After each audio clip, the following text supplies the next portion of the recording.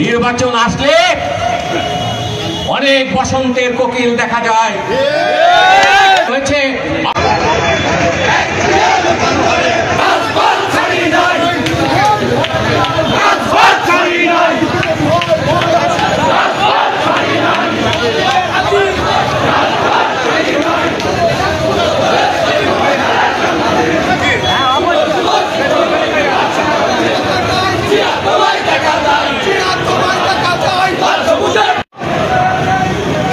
আমাদের প্রিয় নেতা দেশ নায়ক তারেক রহমান যে 31 দফা কর্মসূচি দিয়েছে, সেই 31 দফা কর্মসূচির ভিত্তিতে আগামীর বাংলাদেশ হবে আলোকিত বাংলাদেশ, সামাজিক ন্যায় বিচারের বাংলাদেশ, বৈষম্যহীন সাম্যের বাংলাদেশ।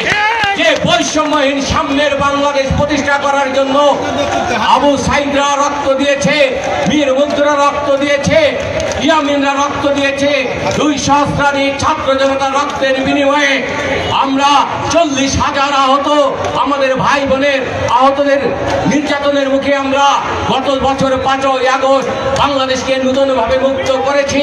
স্বৈরাচারী শেখ হাসিনার ওই জঞ্জাল থেকে বাংলাদেশকে মুক্ত করে আগামী দিনে আমরা তারেক রহমানের নেতৃত্বে একটি নতুন বাংলাদেশ 31 দফা কর্মসূচির মধ্য দিয়ে আমরা প্রতিষ্ঠা করব। প্রিয় ভাইরা আমার, প্রিয় ভাইরা আমার, নির্বাচন আসলে অনেক বসন্তের কোকিল দেখা যায় যাদেরকে কোনো বিপদে আপদে লড়াইয়ে সংগ্রামে মানুষের পাশে 16, 17, 20 বছর আমরা চোখে দেখিনি। প্রিয় ভাই, এদের মধ্যে কেউ কেউ আবার বলে ধানের শীষের কাণ্ডারি হবে।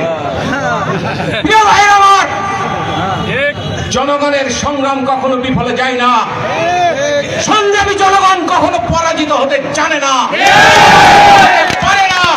7 মাইল বুক খালি করা মানুষ এখানে আছে, এখানে 27 জন মানুষ ক্রস ফায়ার সহ সন্ত্রাসীদের হাতে নিহত হয়েছে, তাদের সন্তানরা এখানে আছে।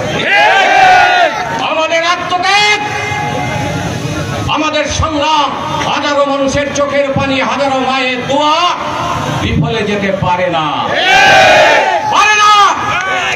কিছুদিন আগে আমাদের নেতা যে 16টা বছর বিএনপি, যুবদল, ছাত্রদল সহ শহীদের আদর্শের সৈনিকদের যে 16 বছর আগলে রেখেছিল, যে প্রতিটা লড়াই সংগ্রামে এরপরে নেতৃত্ব দিয়েছিল, বাংলাদেশের দক্ষিণ পশ্চিম অঞ্চলের জননন্দিত জননেতা জনাব মাসুদ